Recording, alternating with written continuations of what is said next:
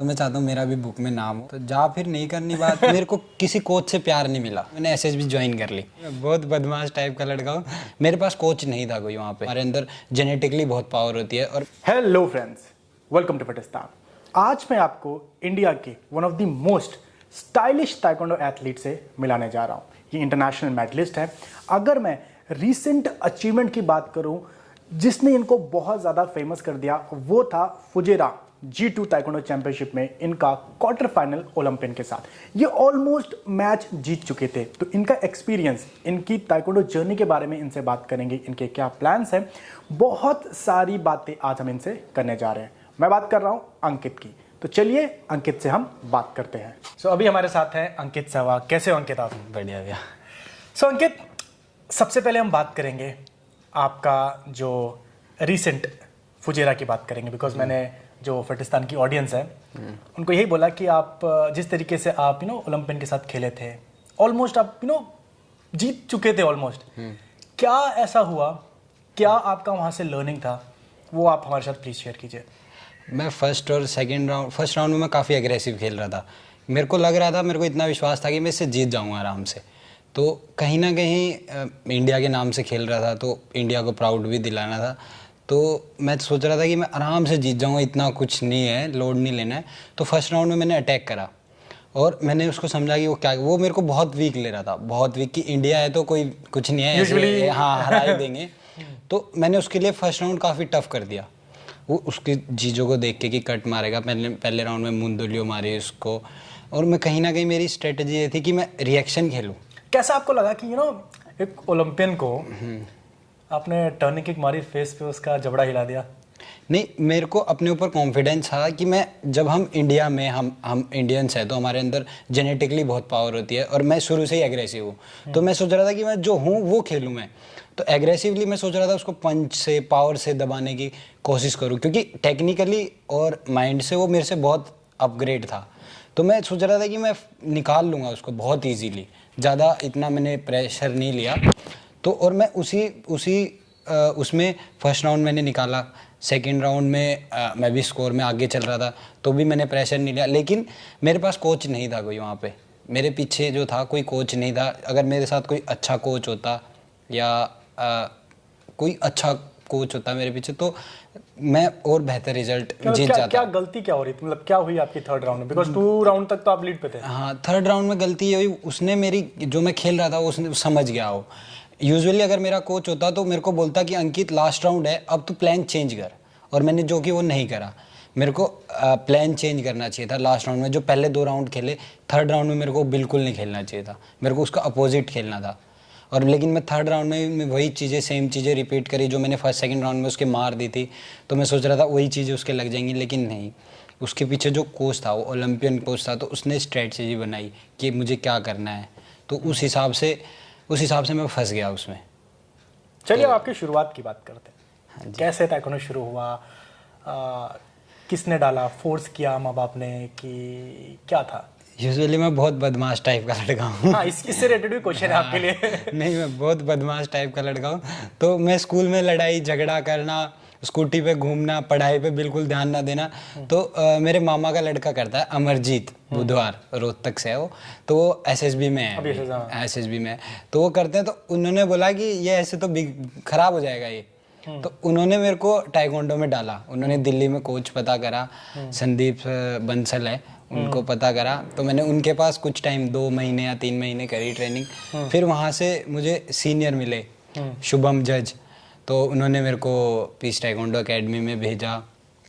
फिर मैंने कुछ टाइम वहाँ पे करा, 1 साल। फिर मेरा हो गया एसएसबी में सिलेक्शन, नासिक में मेरा सिलेक्शन हो गया। और मेरे लिए सब कुछ नया था, सब कुछ अच्छा चल रहा था, एकदम न्यू स्टार्ट था ताइक्वांडो में।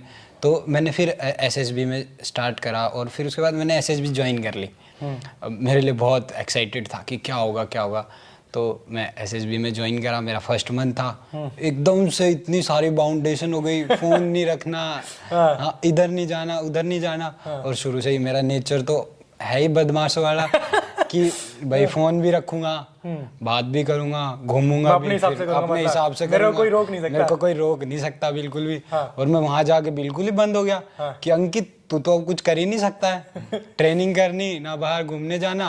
और मैं फैमिली से भी ठीक हूँ, कभी मैंने स्ट्रगल नहीं किया इतना कि चीज़ों के लिए मेरे को लड़ना पड़ा हो, कि किसी चीज़ के लिए मुझे फाइट करनी, मुझे कभी ऐसा नहीं फील हुआ, कभी मैंने करा भी नहीं। तो मैंने सोचा यार वहाँ तो ऐसी होगी, घर से छुटकारा मिलेगा। हाँ, लेकिन वहाँ बिल्कुल अपोजिट हो गया। और मैं फंस गया वहाँ पे। अब मैं सोच रहा हूँ वहाँ से कैसे निकलूँ। तो मैंने वहाँ से एक जूनियर नेशनल खेला और मैंने क्वार्टर फाइनल तक मैं खेला। क्वार्टर फाइनल में मैं हार गया। तो वहाँ से आने के बाद मैं मम्मी पापा से मिला न्यू दिल्ली रेलवे स्टेशन पे, मैं रोने लग गया। तो उन्होंने कहा नहीं रहना, मैं कहा नहीं बिल्कुल भी नहीं रहना, मैं बिल्कुल नहीं रहूँगा वहाँ पे। क्योंकि उनको भी प्रेशर नहीं था कि जॉब चाहिए, फैमिली से ठीक हूँ, हमारा खुद का बिजनेस है, तो इतना लोड नहीं था। तो फिर मैंने वहाँ से छोड़ दिया, क्योंकि मैं इतनी बाउंडेशन में नहीं रह सकता। सिर्फ ये वजह था मैंने छोड़ने का। बाकी वहाँ पे काफ़ी अच्छा है, अभी भी बहुत जो मेरे साथ में जिन्होंने ज्वाइन किया था वो कर रहे हैं। तो वहाँ पे भी बहुत अच्छा था। विशाल आर्या सर थे, बहुत अच्छे थे, उन्होंने भी काफ़ी सपोर्ट करा, उन्होंने कोशिश करी कि मैं रहूँ, उन्होंने काफ़ी मेरे को बहुत सपोर्ट करा, वो काफ़ी अच्छे थे।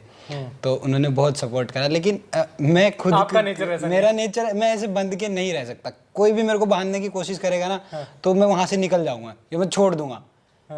मेरी शुरू से ही आदत है, मैं छोड़ दूंगा उस चीज़ को। फिर क्या हुआ उसके बाद? उसके बाद पीस टाइकोंडो एकेडमी में आया मैंने एक साल ट्रेनिंग करी, फिर मैंने छोड़ दी।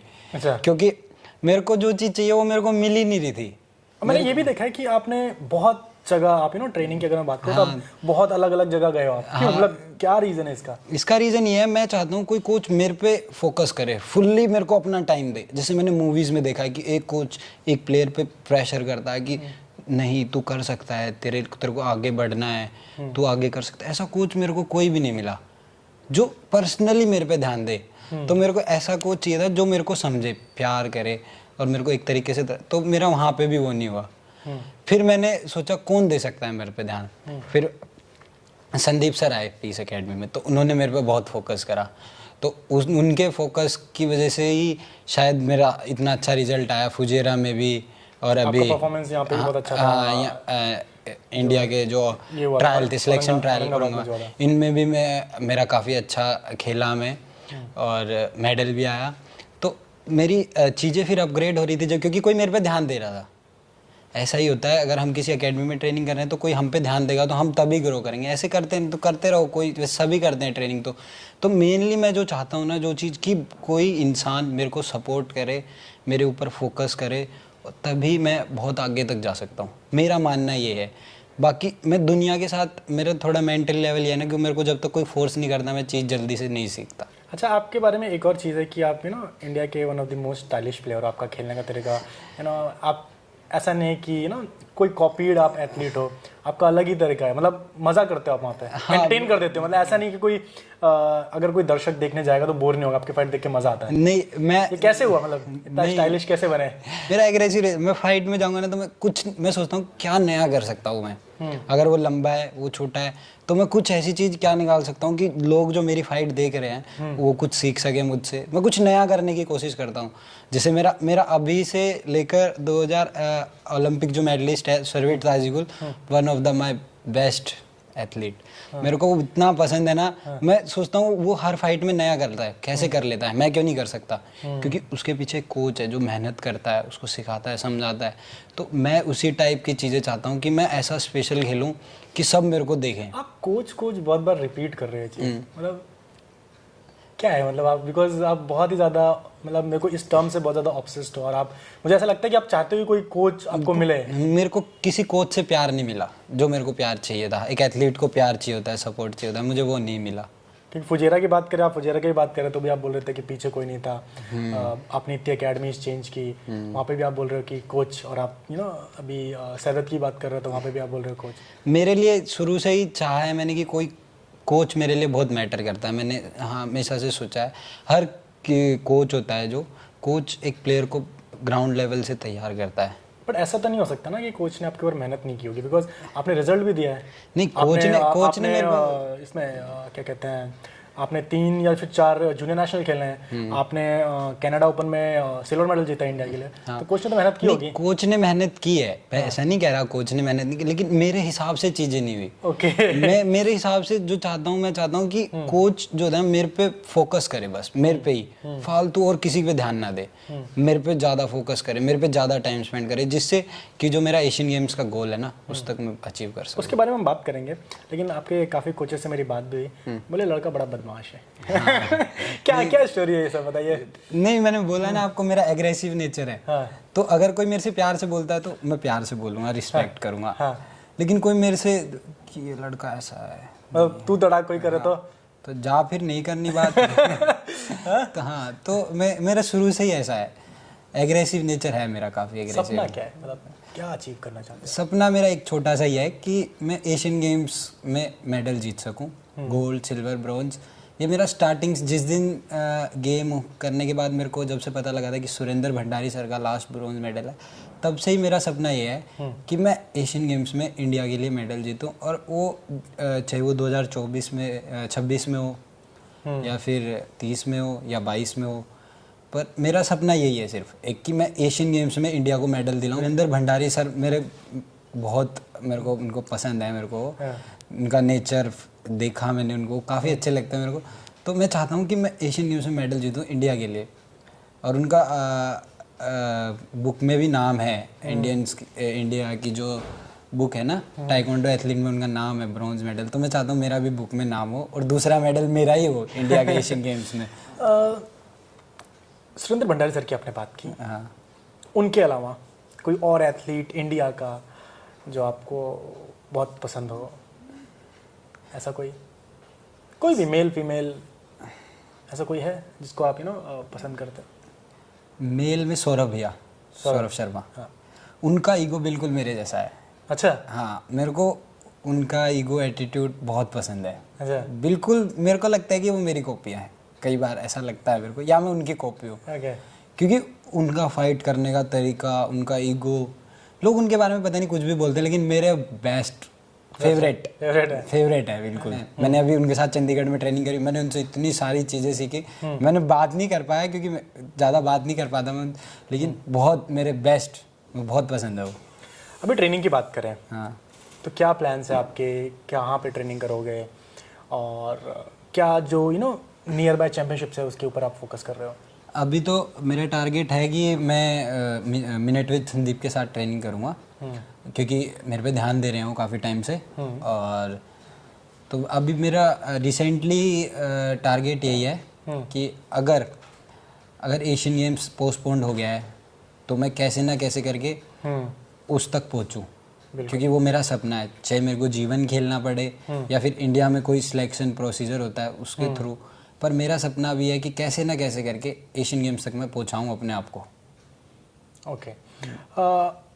आखिरी क्वेश्चन आपसे, जो मैं यूजुअली हर एथलीट से पूछता हूँ, कि एक ऐसा मैसेज जो आप इंडिया के प्रेसिडेंट को देना चाहते हो।